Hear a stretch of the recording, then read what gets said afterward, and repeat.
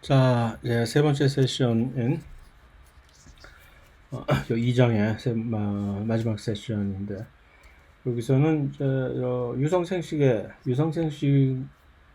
과정에서 필요한 특별한 방식의 세포 분열인 감수 분열에 대해서 살펴보고자 하는데요. 그것은 이제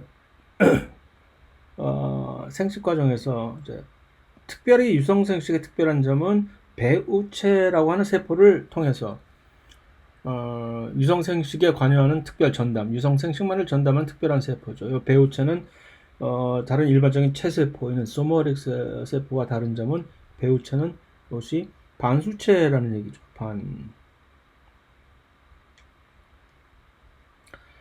요것을 만들기 위해서 어떻게 하면 이 반수체 세포를 만들 수 있느냐? 그러기 위해서는 감수분열이라는 새로운 유사분열 방식이 아닌 감수분열 방식을 통해서 이 배우체, 반수체인 배우체 세포, 정자 또는 난자를 만들 수가 있다라는 그런 관점에서 이것을 우리는 해석을 해야 됩니다. 감수분열의 중요한 점은 요소는 무엇이냐 하면은, 자, 배우체를 만들기 위해서는 배우체는 무엇이냐? 반수체가 되어야 된다. 반수체 특징이 뭐냐면 유전 물질의 양이 반으로 감소된 세포인 것이죠. 그러니까 2배체인 디플로이드 세포에서 반수체를 만들어야 되는 것인데, 그런데 문제는 중요한 것은 단순히 왜 유전 물질의 양을 반으로 감소시키지 않으면 무슨 일이 발생하느냐? 그 배우체들이 정자 또는 난자가 나중에 수정을 통해서 다시 재결합을 하게 돼 있는데, 나중에 재결합을 하고 나서 보니까 갑자기 원래 부모한테 물려받은 DNA 양이 지금 2배로 증폭이 되게 되는 경우가 되겠죠. 이 유전 물질의 양을 반으로 줄이지 않는다면 다다익선하냐? 좋은 게 좋은 거 많을수록 좋은 거다라고 생각하실지 모르겠으나 많아도 큰 골칫거리가 바로 이 유전 물질인 것이죠. 염색체 하나의 개수가 훨씬 더 많아지면 얼마나 큰 재앙이 발생하는지는 다운증후군에서 우리 봤잖아요. 염색체 하나가 21번 작은 염색체 하나가 한 개 더 생겼다고 해서 그 엄청난 사단이 벌어진 양인데 또 X 염색체 여자들이 여성들이 전부 갖고 있는 이 X 염색체가 2개의 염색체를 갖고 있는데 남자에 비해서 하나밖에 가지고 있는 X 염색체를 가지고 있지 않은 남자에 비해서 이것이 염색체 개수가 2개이기 때문에 발생할 수 있는 잠재적인 폐단을 줄이기 위해서 2개 중에 X 둘 염색체 중에 무작위적으로 하나가 비활성화되는 그런 기작이 존재하는 것처럼. 그래서 그러면 이제 유전 물질의 양을 반으로 감소시키면 좋은데, 문제는 유전 물질의 양을 반으로 감소시키기 위해서는 그냥 있는 것이 아니라 무조건 46개 염색체를 23개로 이렇게 반수체로 만들면 끝이다라고. 이 과정에서 유전체 인테그리티 자체를 잃지 않아야 되는 것이죠. 무조건 46개를 반으로 또 숫자만 줄이면 1번 염색체가 2개가 있었는데 그 2개의 1번 염색체가 둘 다 23개를 좀 만드는 과정에서 둘 다 이제 살아남았다면 그 얘기는 무슨 얘기냐면 그것 대신에 2번 염색체가 전부 다 여기에는 하나도 존재하지 않는다는 그런 일이 발생할 수도 있다는 얘기죠. 그러면 이것은 엄청난 재앙이 발생하는 것이죠. 그러니까 반으로 무조건 줄이지만 반으로 줄이는 과정에서 이 절대로 유전체의 온전성이 사라지지 않는 그것 역시 또 우리가 구현을 해야 된다는 얘기죠. 그래서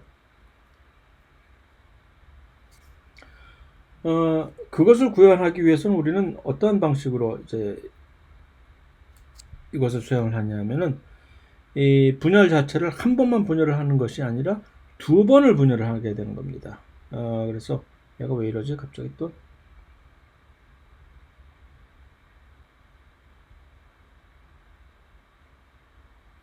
지워지지가 않네.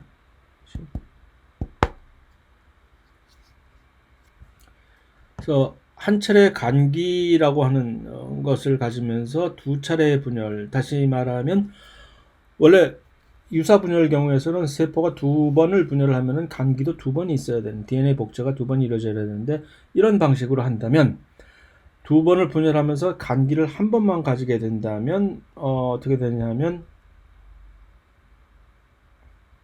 이게 지금 조절이 제대로 안 돼요. 이게 패드가 그래서 막 이상하게 되네. 죄송합니다. 그러면 이것은 DNA 양을 반으로 줄일 수가 있겠죠. 결과적으로 원래 있었던 거예요. 하지만 이런다고 해서 방금 좀 강조한 유전체 온전성 자체가 이제 보장이 되는 것은 아닌 것이죠. 그러면 이 한 차례 간기와 두 차례 분열을 통해서 유전자의 양은 반으로 줄일 수 있지만 또 다른 방법으로 이 모든 것을 이제 확실하게 make sure 할 수 있는 방법은 상동 염색체들을 개입을 시키는 겁니다. 그래서 흔히들 이제 일반 생물학 시간에 제가 이제 비유를 하는 것이 유사 분열 과정에서는 염색체들이 무슨 일을 벌이냐 하면은 마치 댄스 플로어, 그래서 클럽 가서 댄스를 추는데 마치 이제 허슬 댄스 추듯이 전부 일렬로 한 줄로 쭉 나눠서 가지고 이렇게 팔로 찌르면서 댄스 추다가 각자가 알아서 자기의 샴 쌍둥이들 달고 있는 것들만 잘라 갖고 분리하는 것이 이제 유사 분열의 방식이라면은 이 감수 분열 방식이라는 것은 뭐냐면 상동 염색체 자체가 이제 만나게 돼가지고 마치 이제 볼룸 댄스 추듯이, 그래서 각자의 파트너들이 왜 이렇게 전혀 뭐 소닥 보듯이 하고 뜬금없이 서로 살았던 상동 염색체들이 이 감수 분열 상태에서는 서로 만나게 되느냐, 이래야만 각각의 상동 염색체 쌍들이 각각 서로 다른 방으로 나눠지는 것을 확실하게 할 수가 있는 것이죠. 그러면 이 전체적인 유전체의 온전성은 이럼으로써 상동 염색체들을 전부 짝을 이루게 함으로써 그들을 짝들을 나중에 분리시킴으로써 이 온전성이 보장이 되는 것이기 때문에 바로 이 감수 분열에서는 볼 수 없었던 이 상동 염색체 쌍들이 접합을 형성하게 되는 것을 우리는 이제 관찰을 할 수가 있게 되는 겁니다. 일단 상동 염색체들이 이제 짝을 이루게 되니까 무슨 일이 발생하느냐 하면 상동 염색체끼리는 그들이 서로 사실은 같은 염색체들 아니에요. 그러니까 이들이 서로 섞일 수가 있는 것이죠.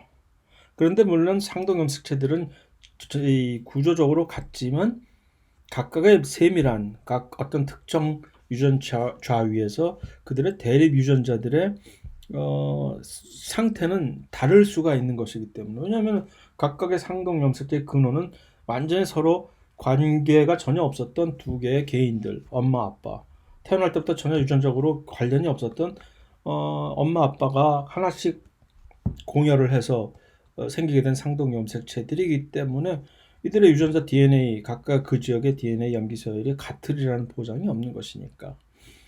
그래서 이런 식으로 이제 섞이게, 물리적으로는 같은 구조의 DNA이기 때문에 이런 식으로 섞일 수가 있는데, 이 점을 서로 이렇게 섞이게 되는 이 점을 우리는 교차점, 카이에스마라고 얘기를 하는데, 그 교차점에 의해서 나중에 분리를 할 때 재조합이 일어날 수가 있게 되는 것이죠. 그것을 정리한 것이 바로 이 감수 분열에서 상동 염색체들이 이렇게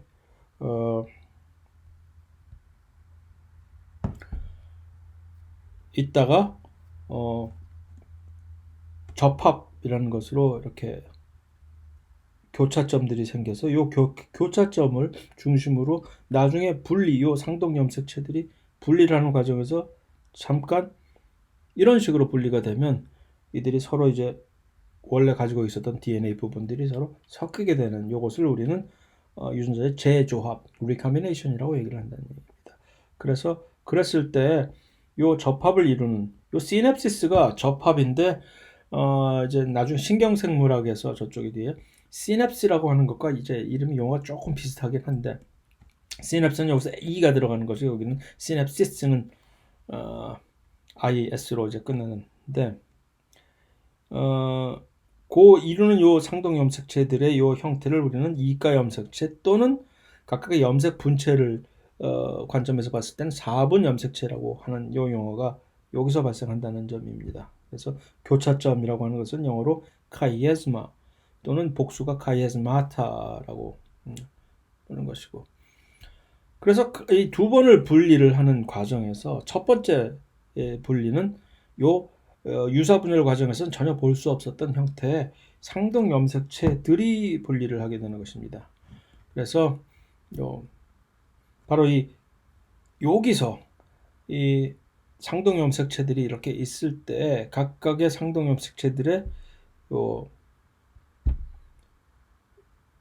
염색 분체들은 우리가 봤던 코에신 단백질들로 전부 이렇게 이제 붙어 있는데, 여기서 이제 제1 감수 분열 중기와 후기 염색 이제 상동 염색체들이 떨어지는 과정에서 이들은 어떻게 해서 상동 염색체에 붙어 있는 자매 염색 분체들은 떨어지지 않느냐라고 할 때, 바로 요때는 특별히 감수 분열 시기에는 동원체 자체 중심에 이상한 이것을 보호하는 단백질인 휴고신이라는 단백질이 이렇게 붙어 있어서 최소한 이 동원체에 붙어 있는 요 코에신 단백질들이 아까 얘기한 그 세파레이즈에 분해되는 것을 보호를 해주게 됩니다. 그것을 이제 묘사한 그림이 이제 우리 교재에도 나와 있는 요 그림이고, 그랬다가 나중에 두 번째 분열인 감수 분열 2에서는 어떻게 자매 염색 분체들이 분리가 되느냐. 그러니까 이 감수 분열의 첫 번째 과정에서는 상동 염색체들이 분리를 했다가 두 번째 분열, 이 간기에 있는 DNA 복제 과정이 전혀 없는, 간기 없이 그냥 또 한 번 더 분열하는 이 감수 분열 2에서는 그 감수 분열 2는 바로 유사 분열에서 봤던 그 분열과 똑같은 방식이 되는 거죠. 자매 염색 분체가 분리를 하는데, 그때는 이제 그 휴고신이라고 하는 이 보호 물질들이 사라져 버리는 거죠. 그래서 그 세퍼레이저가 코에신들을 그때는 분리를 하는데,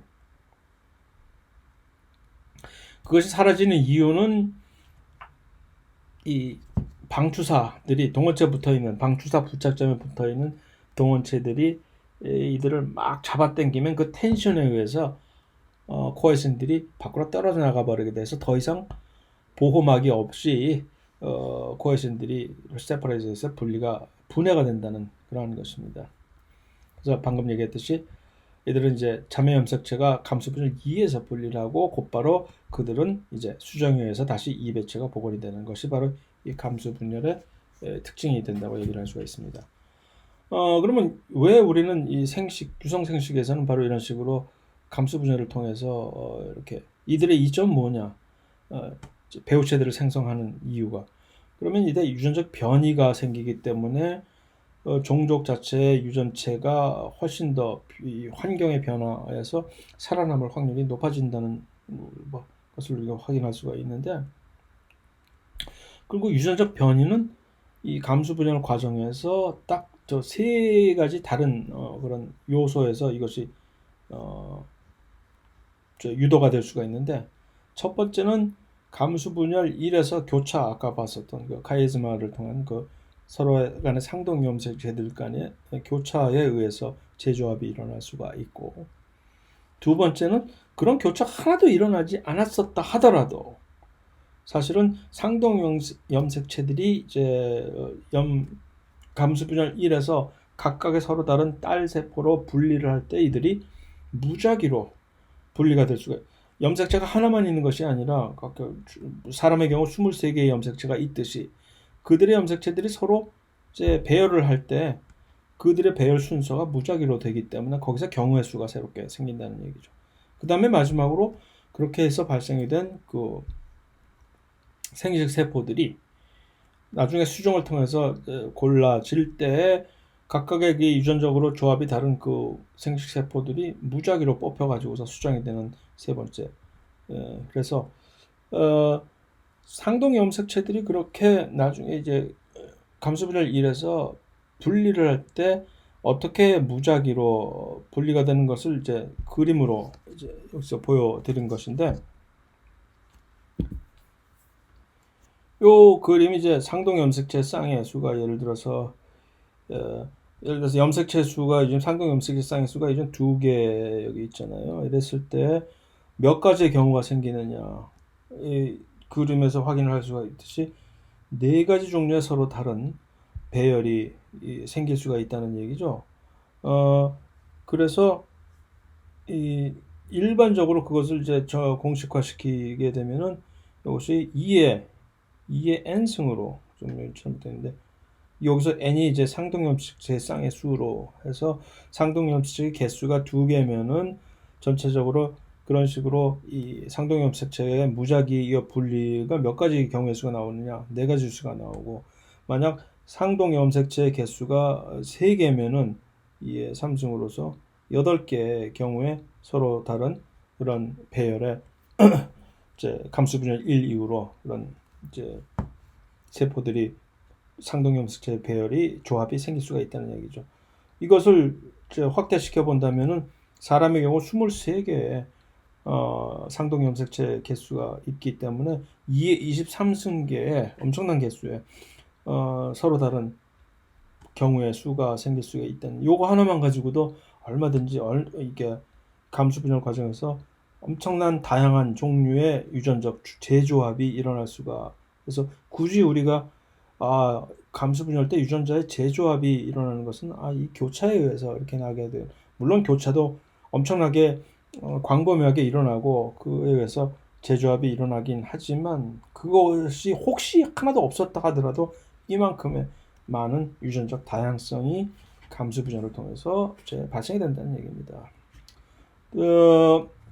동물원에서의 감수분열 과정을, 정자와 난자 형성 과정을 다시 한번 이제 구분해서 살펴본다고 하면은, 이들은 전부 정자 형성 스펌은 정소라고 하는 곳에서 이제 만들어지면서 일단 이배체인 원시 생식세포라고 하는 것이 그대로 유사분열을 통해 가지고서 스퍼마토고니아라고 하는 정원세포, 여기서 중요한 점은 정원세포라고 하는, 일단 처음에 초기에 이제 감수분열을 시작하기 전에 정원세포는 아직까지는 이배체 세포라는 것입니다. 이들이 감수분열을 일단 시작을 해요. 그래서 전기 1에서 아직, 그러니까 이 상동염색체들이 아직 분리가 되지 않은 상태에서 일단 여기서 이제 정지를 하게 되면 이 과정을 우리는 제1정모세포라고, 그 얘기는 결국 제1정모세포는 아직까지도 이들은 이배체인 세포인 것이죠. 그랬다가 이들이 감수분열 1을 완성해서 상동염색체들이 드디어 분리가 완성이 되고 2개의 세포가 생기는, 요것이 바로 이 제2정모세포. 요때부터 비로소 반수체가 되는 것이죠.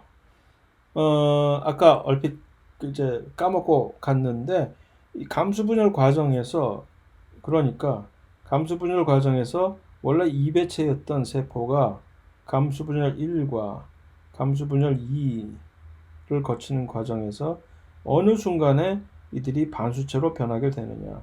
DNA 양은 여기서 4분의 1로 줄어들게 되겠지만, 처음에 시작했던 복제가 끝난 다음에 DNA 양에서, 하지만 이 이배체가 반수체로 변하는 시기는 바로 요 감수분열 1, 첫 번째 감수분열 요 단계에서, 요것이 끝나자마자 왜냐하면은 상동염색체가 이제 분리를 하게 되면은 요 세포에서는 더 이상 자기 짝 파트너 상동염색 없게 되니까 각 세포마다 고유한 염색체는 딱 한 쌍만을 가지고 있게 되는 것이기 때문에 여기서 반수체로 변하게, DNA 양과는 아무 상관없이, DNA 양 자체는 여기서 아직 복제된 DNA들이 가지고 있기 때문에 하지만 DNA 양과는 상관없이 요 시점에서 반수체로 변하게 된다는 점을 다시 한번 상기시켜 드린다면, 그러면 이제 요 감수분열 1이 여기서 완성됐기 때문에 그 제1정모세포가 제2정모세포로 변하는 순간 여기서 이제 반수체로 변하게 되는 것입니다.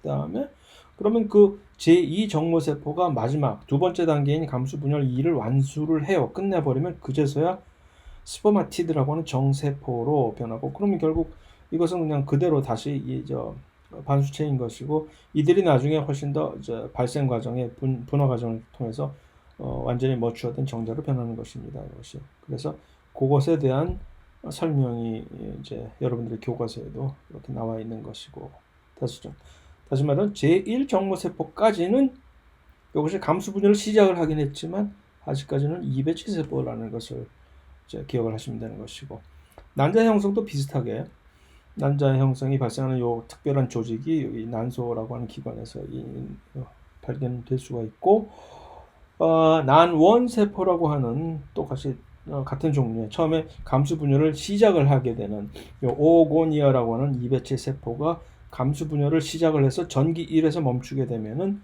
이것이 제1난모세포로서, 아직까지는 이것이 이배체 세포이고, 그것들이 이제 감수 분열 1을 완전히 완성을 해서 각각의 상동 염색체들이 분리가 돼서 세포의 두 개의 제2난모세포로 변하게 되면, 그제서야 이제는 두 개의 그 제1난모세포로, 제가 지금 실수를 했는데, 이 난자의 과정에서는 정자와 다르게 이 두 개의 세포가 똑같이 이렇게 분열을 하는 것이 아니라, 하나는 좀 크게 큰 제2난모세포, 거의 세포질을 전부 다 이 친구가 독점을 하고, 세포질을 거의 제대로 갖지 못하는 극체라고 하는, 하지만 둘 다 물론 반수체이죠. 이것으로 이렇게 분리하게 됩니다.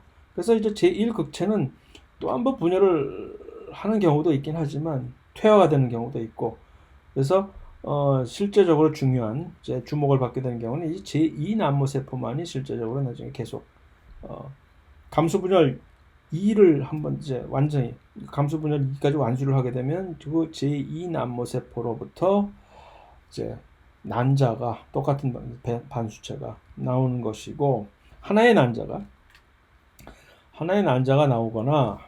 나오고 그 다음에 제2극체로 이렇게 또 분화하게 하게 되거나 이렇게 되는 경우가 있거나, 아니면 아까 얘기했듯이 그 제1극체도 똑같이 분열을 참여해서, 그러면 이 경우에 난자 하나와 세 개의 극체가 만들어지는 경우도 있게 되겠다라고 볼 수가 있는 것입니다.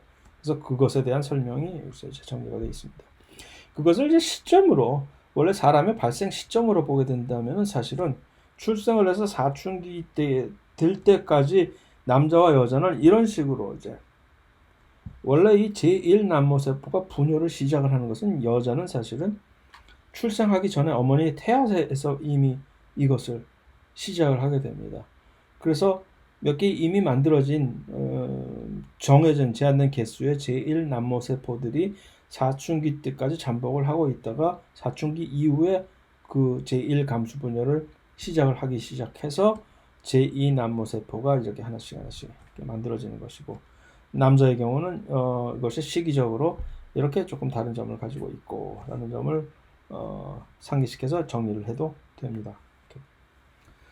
동물과 다르게 식물에서는 특이한 점이, 식물에서의 감수 분열은 조금 특이한 요 포자체라고 하는 것과 배우체라고 하는 요 특별한 종류의, 영어로 스포로파이트하고 게미토파이트라고 하는 동물에서 볼 수 없는 특별한 종류의 이제 세포들이 개입을 함으로써 이것이 그래서 유성생식을 이제 식물에서 하게 된다면은, 유성생식 역시 유성생식 감수 분열을 통해서 이제 시작이 되는데, 그 포자체라고 하는 그 이배체 세포가 감수 분열을 하면 포자라고 하는 이 세포는 이제 반수체가 되는 것이죠. 포자체는 이배체이지만 포자는 반수체로서, 그런데 이 식물에서는 이 특이한 점이, 이 포자 자체가 유사 분열을 합니다. 체세포 분열을 통해서 이 반수체 세포가 체세포 분열을 통해서 개수를 늘린다는 것은 동물에서는 찾아보기가 거의 전무한 일인데, 그래서 이 체세포 분열을 해서 배우자라고 하는, 최종적으로 이들이 나중에 생식에 참여하게 되는 게밋로 이제 발생을 하게 되는 것이고, 그래서 이 포자체의 이배체인 포자체와 반수체인 배우체가 이런 식으로 둘 다 체세포 분열을 할 수가 있는데, 체세포 분열을 이렇게 할 수 있는 요 포자와 이 포자체가 서로 이렇게 교대를 해가면서 이 생활 주기에서, 생애 주기에서 이렇게 번갈아 가면서 나타나는 이러한 이 형태를 우리는 식물에서도 볼 수 있는 요 세대가 서로 같이 교대를 한다고 해서 alternation of generation이라는, 그래서 세대 교본이라는 이런 특성은 식물에서만 발견할 수 있는 특성이다라고 이제 주로들 이제 얘기들을 하고 있죠. 그래서 이런 세포들은 역시 또 식물은 또 한 가지 특징은 요 배우자를 형성하는 세포 자체가 주로 이제 이 어덜트 성체 자체 조직에서 이렇게 나중에 가서 분열기에 이제 발생 과정이 초기에 만들어지는 것이 아니라 나중에 가서 이렇게 생성이 되는 것도 역시 조금 특이한 점이고, 그래서 이것이 이제 세대 교본을 표현을 해주는 정리된 그림이라고 얘기를 하면 되고, 그래서 식물에서는 사실은 예를 들어서 훨씬 더 진화적으로 하등 식물인 이런 이끼라든가 고사리 같은 이런 식물들은 훨씬 더 이제 반수체 형태인 그런 배우체 세대가 거의 대부분을 생애 주기에서 차지를 하는데 반해서 점점 더 고등 식물인 거시식물, 속시식물, 종자식물들로 오면은 훨씬 포자체 자체, 이배체인 포자체 자체가 그 생애 주기에서 거의 대부분을 차지하게 되는 이러한 대조적인 그들의 양상을 또 발견할 수가 있습니다. 그래서 이 배우체 속식물에서는 그러니까 종자식물인 꽃을 피우는 종자식물의 속시식물을 먼저 중심으로 살펴봤을 때 이것을 마치 정자와 난자 같은 방식으로 암컷, 수컷 배우체들이 따로 있는데, 수컷 배우체들은 마치 난자처럼 크기가 큰 대배우체이고, 수컷 배우체들은 크기가 작은 마이크로 게미토파이트라고 이제 불리는데, 암컷 대배우체의 발생 과정을 먼저 이제 살펴볼 것 같으면, 배낭이라고 하는 데서 이제 만들어지고, 뭐 자세한 내용을 우리가 식물 이제 구조를 보는 것이 아니기 때문에 이제 조금 빨리 지나가겠습니다만, 자, 여기서 이들이 이제 감수 분열을 하게 되면은 이제 4개의 반수체 세포가 생길 거 아닙니까? 그런데 마치 동물의 그런 이제 난자 형성 과정과 비슷하게 그 중에 하나만이 살아남고 나머지는 전부 도태가 됩니다. 그런데 살아남은 요 대포자 하나, 난자와 같은 요 대포자 하나가 이제 여기서는 유사분열을 3번에 걸쳐서, 그러면 8개의 세포가 만들어지겠죠. 그것이. 그래가지고 8개의 세포가 일단은 8개의 세포가 어떤 식으로 서로 이합집산을 하느냐면은, 일단 나중에 난자 구실을 하는 하나의 에그셀, 난세포는 하나에 딱 만들어지고, 그 난세포 주위에 2개의 시너지드라고 하는 그 난세포를 도와주는 조세포라고 하는 세포들이 생깁니다. 조세포의 역할은 여러 가지 역할들이 있는데, 그 중에서도 나중에 이제 수정을 하기 위해서는 꽃가루가 화분의 형태 꽃가루가 이 난세포로 이제 진입을 해야 되는데, 그 꽃가루를 달고 들어오는 꽃가루관이 만들어질 수 있도록 그 유도를 하게 되는 그런 역할을 하게 되는 것이 중요한 기능 중 하나입니다.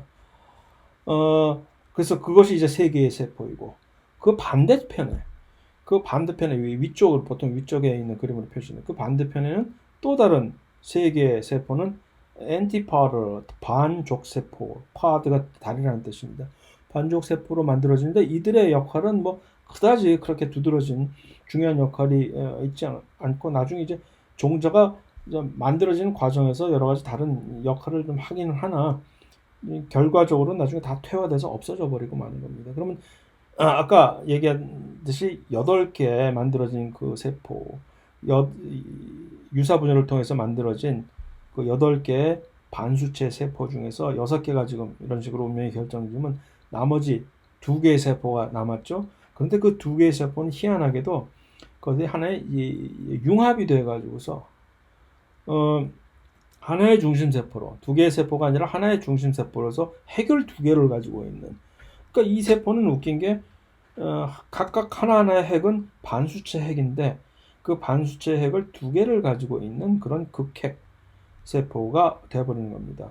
그것이 이제 이 그림에서 정리가 되어 있는데, 그래서 요 이배체인 대포자 모세포가 감수 분열을 통해 가지고선 4개의 대포자를 만들었다가, 이제 3개의 세포는 마치 극체 세포처럼, 동물의 이제 극체 폴라바디처럼 퇴화해버리고 하나만이 이제 대포자로서 남아서, 그들이 유사분열을 3번을 거쳐서 이렇게 8개의 세포를 만든다는 얘기입니다. 그 중에서 아래쪽에 있는 이 배 형성에서 아래쪽에 있는 하나의 난세포, 에그셀과 옆에 있는 2개의 조세포, 위에 있는 반족세포는 궁극적으로 퇴화가 돼서 없어질 것이고, 중간에 있는 2개의 세포는 자기들끼리 융합을 해가지고서 하나의, 그러니까 2개의 반수체 핵을 가지고 있는 하나의 세포로 이제 요 세포가 나중에 아주 또 재미있는 역할을 하게 되는 것이죠. 반면에 수컷에 있는 소배우체라고 하는 요는 꽃가루라고 일단 일반적으로 우리가 이제 알고 있는 요 꽃가루는 일단 수술입은 꽃밥이라는 데서 만들어지면서 일단 감수 분열을 이것이 하니까 4개의 반수체 세포가 만들어지겠죠. 그런데 이 4개의 반수체 세포가 마치 정자 형성 과정에서 와 마찬가지로 각각이 전부 그대로 살아남아 가지고서 각각이 한 번 체세포 분열을 합니다. 그러면 각각의 반수체 세포가 2개의 세포로 이루어지겠죠. 그런데 그것이 이제 꽃가루라는 것은 그러니까 하나의 꽃가루마다 결국 꽃가루 하나마다 2개의 세포가 이렇게 반수체 세포가 들어있는 이것이 꽃가루 하나가 되는 것이죠. 그 꽃가루가 이제 4개가 만들어진다는 얘기죠. 그래서 이 각각의 꽃가루마다 체세포 분열을 해가지고서 또 해서 2개의 정자를 형성을 하고 이것은 생식세포. 그 다음에 또 하나의 세포는 꽃가루관 세포라고 하는 것으로서 이것은 나중에 이 2개의 정자세포가 수정을 할 수 있도록 꽃가루관 안을 통해 가지고 진입을 할 수 있게끔 이러한 꽃가루관을 만드는 세포를 만들어냅니다. 그래서 그림으로 보면은 이 소포자라고 하는 이 감수 분열을 통해서 만드는 이 소포자가 감수 분열을 해서 각각의 소포자가 꽃가루를 만드는데 이 꽃가루 안에는 2개의 세포로 이루어져 있다는 얘기죠. 그런데 그 2개의 세포 중에서 이 생식세포라고 하는 요것은 한 번 더 해서 2개의 정자세포를 이제 한 번 더 유사 분열을 통해서 2개의 정자세포를 만들어내고, 이쪽은 이제 꽃가루 관을 만드는 세포로서 이제 이 분할을 하게 됩니다. 반대쪽에서는. 그래서 자, 꽃가루 관을 통해 가지고서 이제 들어간 2개의 이 정자세포는 그러면은 각각이 이것이 이제 속시식물에서는 좀 특이적으로는 중복수정이라는 것인데, 둘 다가 마치 일란성 쌍둥이를 만드는 사고가 생기는 동물에서 생기는 것처럼 둘 다가 사실은 수정을 하게 됩니다. 그런데 둘 다가 하나는 이 난세포, 에그셀과 수정을 하고, 또 다른 하나의 정자는 아까 이는 이 2개의 핵을 가지고 있는 극핵세포, 그 중심세포가 각각 수정을 하게 됩니다. 그러면 결과적으로 무엇이냐?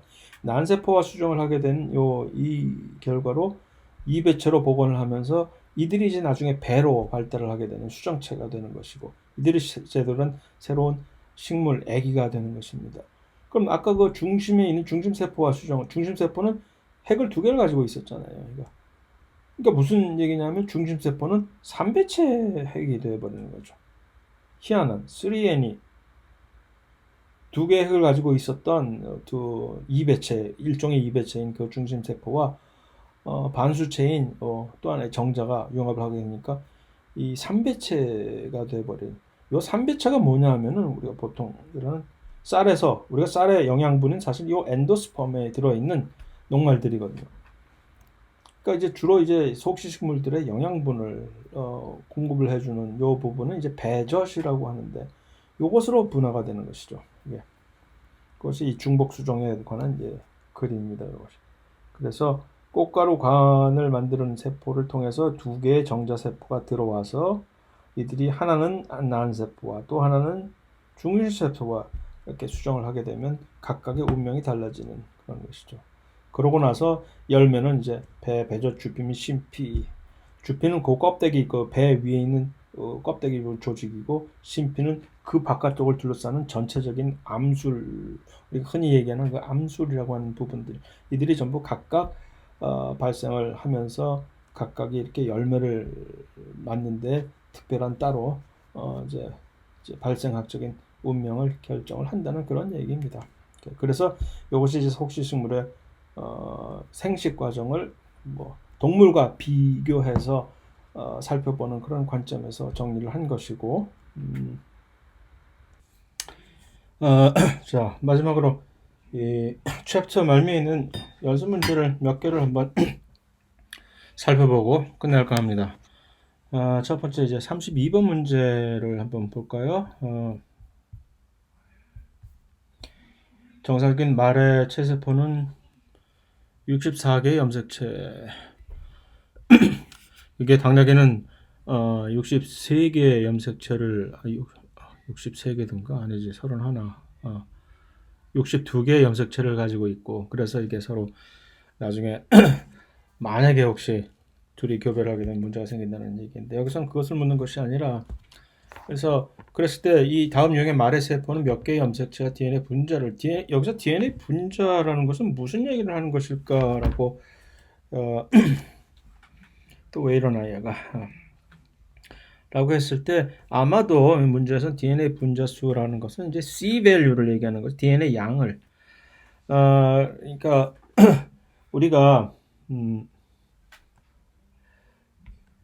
이 유사 분열을 할 때, 예를 들어서 처음에 G1기에 있어서 그 다음에 S기, 그 다음에 G2, 그 다음에 M기로 넘어갔을 때 유사 분열 시에는 DNA 염색체 개수는 2배체, S기에서 DNA 양이 2배로 증폭을 하긴 했지만 그것은 상동 염색체 개수가 하나 변한 건 없기 때문에 그대로 2배체 2N으로 남는 것이고, G2기에도 이 2배체, 그 다음에 분열기를 거치고 나서 이것이 그대로 자매 염색 분체가 떨어지니까 2N으로 그대로 남는 것인데, DNA 양 자체를 할 때는 그것을 우리는 C value로 이제 표기를 합니다. 그랬을 때 처음에 DNA 복제 기간을 거치기 전에는 똑같이 2C, 2배 양의 DNA를 가지고 있는 것이죠. 그 반수체 DNA 양의 2C라고 이것을 표현을 하고, DNA 복제 기간을 거치면서 이것이 증가를 하기 시작하죠. 이렇게 증가를 시작해서 G2기에 오면은 G2기에 오면은 이것은 C 밸류는 2배로 불어나 확실히. 그래서 여기서 4C가 되고, 그랬다가 이것이 이제 M기가 끝나고 나서 이제 분열을 하게 되면 다시 이것이 2C로, 그래서 원래 상태 G1 상태 원래 2N 2C로 변하게 되는 것인데, 이것이 이제 감수 분열기에는 어떻게 되는 거 하니? 감수 분열기 자체는 똑같이 2N으로 시작을 했다가 첫 번째 감수 분열 1 전에는 DNA 복제가 그대로 일어나니까 2N, G2에서도 그대로 2N. 그 다음에 첫 번째 감수 분열 1이 끝나고 나서 상동 염색체가 전부 이렇게 분리가 되는 순간 이것은 이제 반수체로 변하게 되는 것이죠. C 밸류의 경우는 우리가 이것을 생각을 해보게 되면은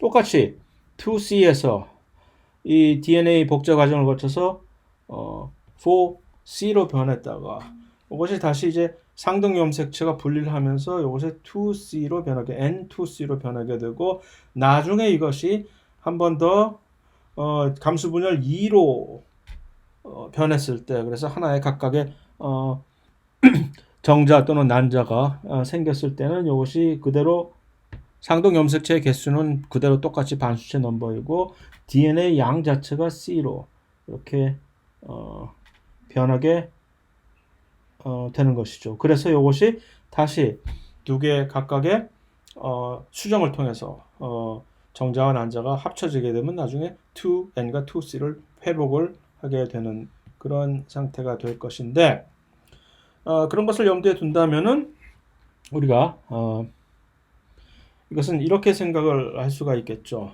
그래서 DNA 분자 수로 정원세포라고 하는 것은 정원세포는 이제 2배체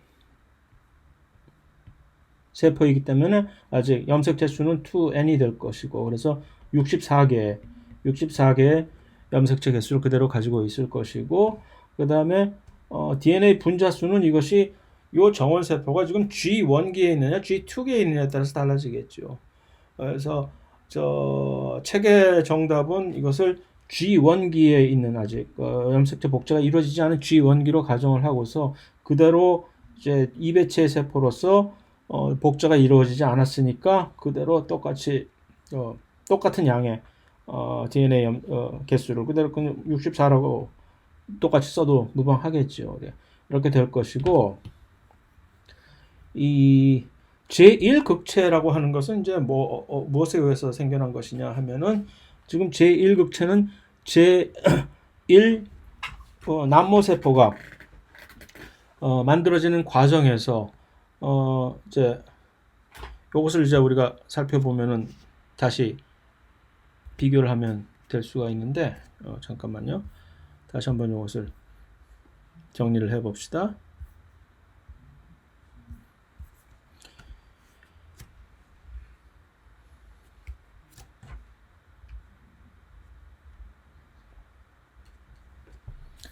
자, 여기서 봤듯이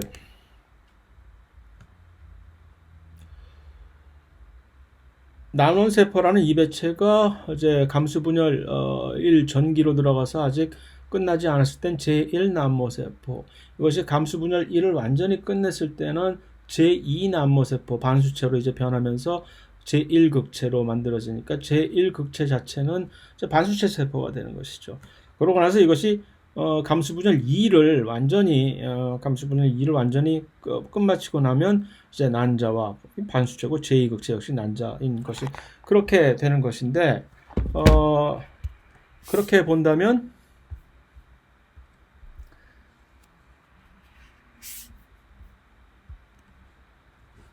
제1극체는 반수체 세포로서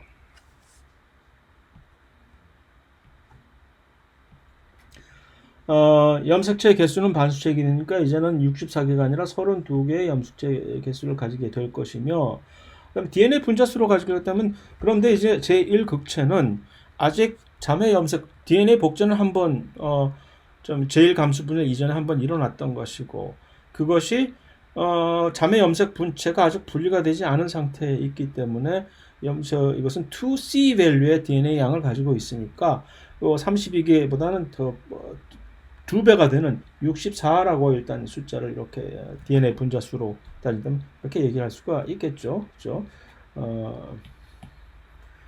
제1남모세포 같은 경우에 또 이것이 제1극체와 제1남모세포는 지금 제1남모세포가 이제 감수분열을 통해 가지고서 제1남모세포와 극체를 만드는 것이기 때문에 이것은 현재 제1남모세포는 아직 이배체의 그 염색체이기 때문에 염색체 개수는 64개라고 얘기를 할 수, 아직 감수분열 1이 끝나지 않았기 때문에. 그 다음에 DNA 분자수 역시 똑같이 2배인 2C 밸류가 될 것이고, 다만 제2정모세포는 이제 감수분열 1이 끝나고 나서 반수체로 지나온 것이기 때문에 이것은 아까와 같이 제1극체와 마찬가지로 취급을 해 주시면 되겠습니다.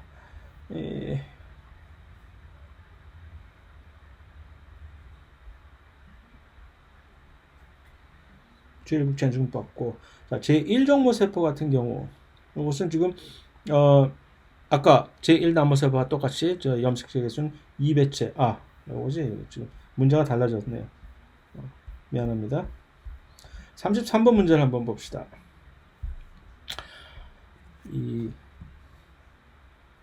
다음에 각 세포가 반수체인지 2배체인지를 표시하는 문제인데, 비슷한 문제이죠, 이것은. 그래서 제1정모세포라는 얘기는 이제 감수분열 1 상태에서 분리가 되지 않은 2배체 세포일 것이고, 이렇게 갑자기 들었어.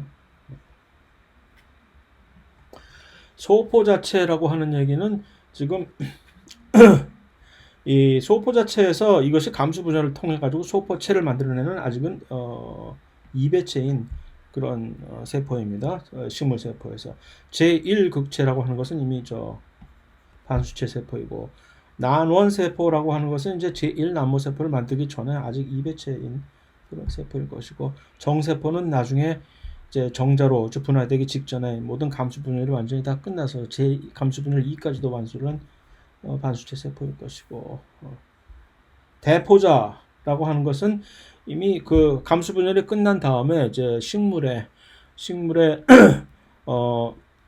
암술에서 만들어진 지금 감수 분열을 통해서 만드는 대포자 반수체이고, 난자 역시 반수체이고, 제2난모세포 들어봤듯이 반수체이고, 정원세포는 2N이고 하는 그런 정도. 자, 요것은 이제 한번 제1난모세포, 제2난모세포를 한번 조금 더 자세히 들여다봅시다. 다시 이것을 들여다보고, 이 제1극체에 지금 현재 제1극체에 있는 요 유전 정보가 제2난모세포의 유전 정보와 동일하냐 라고 묻는 것은, 자, 일단 이들은 어떤 식으로 해서 생긴 것이냐면은 제1난모세포가 감수 분열을 통해 가지고 지금 서로 상동 염색체들이 지금 분리를 한 것입니다. 그러니까 둘 다 지금 유전자 염색체 종류가 서로 다른 염색체들이 지금 분리가 됐다는 얘기죠. 그래서 그건 아니고, 아닙니다. No. 제2극체에 있는 유전 정보는 난자에 있는 유전 정보와 동일합니다. 그렇다면 제2극체라고 하는 것은 지금 바로 있는 그 위에 제2난모세포 같은 여기서 지금 다시 제2극체와 난자를 만들어낸 것인데, 자, 이 제2난모세포로부터 이것을 만들어내는 과정은 물론 그냥 그대로 유사분열을 해서 이제 자매 염색 분체가 지금 똑같이 동일한 유전적 이 조성을 가진 염색체가 분리한 것이긴 하지만, 우리가 여기서 그냥 yes라고 하기에는 조금 약간 껄끄러운 것이, 이미 제1난모세포가 형성되는 그 과정에서 현재 그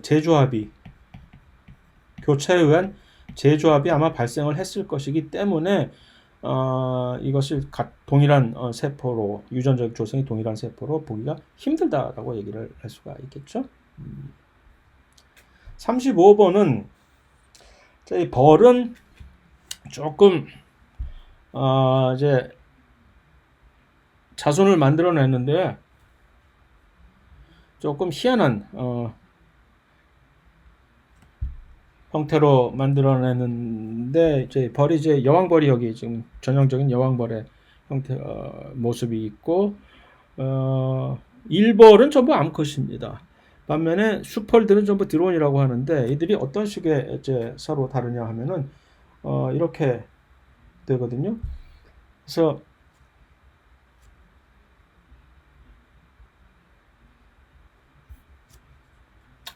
이 여왕벌이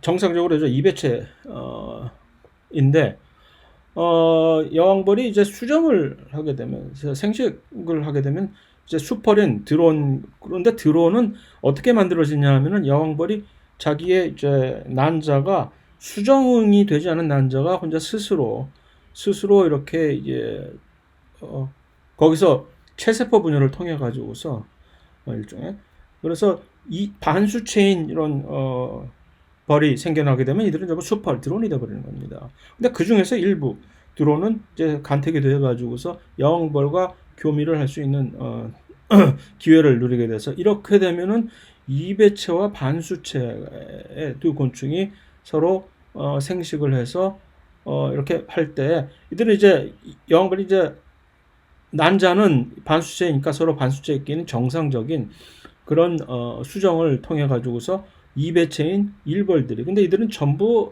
성별로는 암컷이 되는 것이죠. 이런 식으로 이게 만들어지기 때문에 문제의 본래 질문인 이 벌에 있어서 수컷을 만들어내는 이 지금 과정은 다른 동물의 이제 생식 과정과 무엇이 다르냐라고 할 때, 다른 동물에서는 수컷이 만들어진 과정은 정상적으로 이제 감수 분열을 통해 가지고서 정자가 감수 분열을 통해서 만들어진 정자가 수정을 통해서 이렇게 생성이 되는 것인데, 반해서 이 경우는 이 난자가 이 반수체인 세포가 체세포 분열, 이 유사 분열을 통해 가지고서 이렇게 만들어내는 그런 아주 희한한 방식이야. 아마 이 동물에서는 거의 매우 드물게 이런 일이 지금 발생하는 것인데, 그래서 이제 그것을 이제 동물과 다른 동물의 전형적인 생식 방법과 좀 차별이 된다는 점에서 문제가 나온 것인데, 덧붙여서 우리가 조금 더 살펴볼 일은 유전적인 자손의 유전적인 이 조성이 조금 특이해지는 것이죠. 여기서 이렇게 보면은 일벌들은 지금 그러니까 어떻게 유전적인 조성이 되냐면은 아버지 자신의 부친으로 아버지인 이 수펄로부터는 지금 완전히 100% 동일한, 왜냐하면 이건 반수체이기 때문에 염색체가 두 개가 아니라 딱 하나이기 때문에 물려받은 염색체는 그대로 100% 전부 아버지로부터는 동일한 유전 조성을 받을 수밖에 없는 것이죠.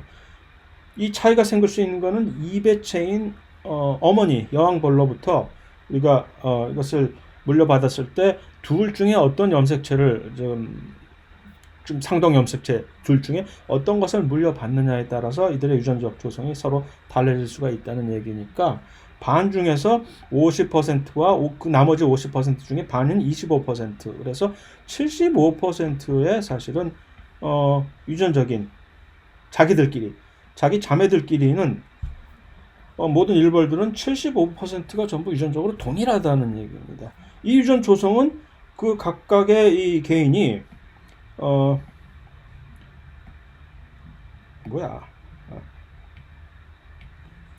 각각의 개인이 자기의 아버지나 엄마인 여왕벌과 유전적으로 이제 이것을 살펴보더라도 이들보다 훨씬 더 이 유전적인 동일성이 훨씬 높다는 것을 우리가 확인을 할 수가 있겠죠. 이렇기 때문에 일벌들은 사실 자기의 종족 보존을 위해서 자신의 유전자를 이기적인 유전자의 관점에서 우리가 살펴봤을 때 자신의 유전자를 후세에 보존, 전파시키는 가장 높은 확률의 방법은 이 자기 자신이 생식에 참여하는 것보다는 여왕벌이 생식을 계속할 수 있도록 몰아주는 것이 훨씬 유리하다는 얘기죠. 그래서 이들은 이러한 식의 사회적인 시스템을 가지고 있다고 얘기를 할 수도 있겠습니다. 다만 여기서 그러니까 이제 이 벌의 곤충으로서의 벌의 이런 집단적 사회적인 이런 행동 양식을 그런 식으로 설명하려는 이런 하나의 좋은 해석 방법이긴 하지만, 다만 여기서 그러한 것이 성립하려면 대전제는 그들의 아버지의 유전적인 조성이 언제나 동일하다는 전제 조건이 있어야 되겠죠. 하지만 실제적으로는 그것은 아니다라는 것은, 그러니까 이 여왕벌이 단 한 곤충인 수펄과 계속해서 교미를 해서 새끼를 낳는다라고는 알려져 있지 않고, 그렇지 않다고 사실 알려져 있기 때문에 그것이 조금 좀 다르다고 생각을 할 수가 있겠습니다.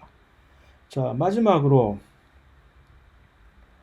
자, 교체 같은 것이 일어나지 않고 우리가 흔히들 이렇게 일반적으로 이렇게 설정을 할 때 부모 자식 간에 유전적으로 이제 이런 X 또는 Y 염색체상에 있는 유전자가 아니고 모든 염색체들이 전부 상 염색체상에 있다고 가정을 했을 때 이들이 얼마나 이렇게 서로 유전적으로 동일하냐, 이제 그랬을 때 언제나 부모 자식 간에는, 왜냐하면 염색체가 상동 염색체 두 개 중에서 하나씩 그러니까 내가 가지고 있을 수 있는 퍼센티지가 엄마로부터 반, 아버지로부터 반씩 물려받았을 때 그것들을 이제 유전 조성이기 때문에 이것은 항상 50%, 0.5, 50%의